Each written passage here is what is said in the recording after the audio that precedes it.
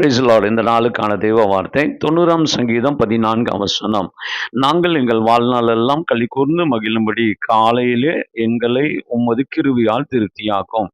இந்த வசனத்திலே வாழ்நாள் எல்லாம் களி கூர்ந்து மகிழும்படி என்கிற ஒரு வார்த்தையை மோசே எழுதுகிறார். நம்முடைய வாழ்க்கையிலே கர்த்தர் களி கூறும் நாட்களை கர்த்தர் நமக்கு தருகிறவராய் இருக்கிறார். நம்முடைய வாழ்நாட்கள் எல்லாம் மகிழ்ச்சியா இருக்க வேண்டும் என்றால் மோசைக்கு தேவன் 3 ஜெப குறிப்புகளை தருகிறார். அந்த 3 ஜெப குறிப்புகள் என்னென்ன? 16வது வசனத்திலே, அதே 90ஆம் சங்கீதம் 16வது வசனத்திலே, உமது கிரியையை எங்களுக்கு வெளிப்படுத்தும் என்று மோசே எழுதுகிறான். எதிர்கால மகிழ்ச்சியா இருக்க வேண்டும் என்றால் தேவனுடைய கிரியையை நாம் பார்க்க வேண்டும். தேவனுடைய கிரியைகள் எப்படிப்பட்டதா இருக்கும்? 139ஆம் சங்கீதம் 14 வசனம், அது அதிசயமாய் இருக்கும் என்று எழுதப்பட்டிருக்கிறது. 111வது சங்கீதம் 7ஆம் வசனத்திலே சத்தியமும் நன்மையுமாய் இருக்கும் என்று எழுதப்பட்டிருக்கிறது. 92ஆம் சங்கீதம் 5ஆம் வசனத்திலே அது மகத்துவம் உள்ளதாய் இருக்கும் என்று சொல்கிறது. அப்படி என்றால் தேவனுடைய கிரியைகளை நாம் பார்ப்போம் என்றால் அது நமக்கு மகிழ்ச்சியை தருகும். 2வது 90ஆம் சங்கீதம் 16வது வசனத்திலே உம்முடைய மகிமையை உமது பிள்ளைகளுக்கு காண்பியும் என்று சொல்லுகிறது. தேவனுடைய மகிமையை நாம் பார்ப்போம் என்றால் அது வாழ்நாள் முழுவதும் நமக்கு மகிழ்ச்சியா இருக்கும்.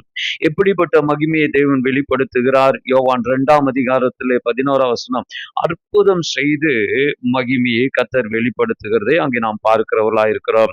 11ஆம் அதிகாரம், அதே யோவான் 11ஆம் அதிகாரம் 40ஆம் வசனத்திலே யாராலும் செய்ய முடியாத காரியத்தை கர்த்தர் செய்து மகிமையை வெளிப்படுத்துகிறவரா இருக்கிறோம். ஆம் அருமையானவர்களே, உங்களுடைய வாழ்க்கையிலும் என்னுடைய வாழ்க்கையிலும் தேவன் தமது மகிமையை வெளிப்படுத்துவாராக. அப்படி மகிமையை வெளிப்படுத்தும் போது அது நம்முடைய வாழ்நாள் எல்லாம் மகிழ்ச்சி ஆக்குகிறதா இருக்கிறது. 3வது 90ஆம் சங்கீதம் 17வது வசனத்திலே உம்முடைய பிரியம் எங்கள் மேல் இருப்பதாக என்று அந்த வாசிக்கிறோம். பிரியம் என்றால் தேவன் நம்ம மேலே பிரியமாய் இருக்கிறதை நாம் அறிந்து கொள்ள வேண்டும். தேவன் நம்ம மேலே பிரியமா இருக்கிறார் என்பதை எப்படி அறிந்து கொள்ள முடியும்? 41ஆம் சங்கீதம் 11வது வசனத்திலே சத்துரு மேற்கொள்ளாததினாலே, அதாவது வெற்றியுள்ள ஒரு கிறிஸ்துவ வாழ்க்கையை நாம் தொடர்ந்து வாழுகிறோம் என்றால் தேவன் நம்ம மேலே பிரியமாய் இருக்கிறார் என்பதை நாம் அறிந்து கொள்ள முடிகிறதா இருக்கிறது.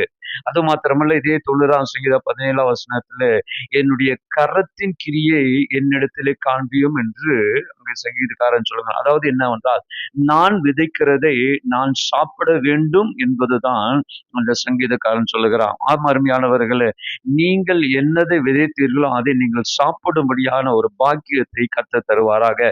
ஆகவே இந்த 3 காரியம், அவருடைய கிரியைகளை நீங்கள் பார்ப்பீர்களாக, அவருடைய மகிமையை நீங்கள் பார்ப்பீர்களாக, அவருடைய பிரியம் உங்கள் மேலே இருப்பதாக. அப்படி இந்த 3 நடைபெறும் போது உங்கள் வாழ்நாள் முழுவதும் நீங்கள் மகிழ்ச்சியாய் இருக்க கர்த்தர் உதவி செய்வார். கர்த்தர் உங்களை ஆசீர்வதிப்பாராக. God bless you.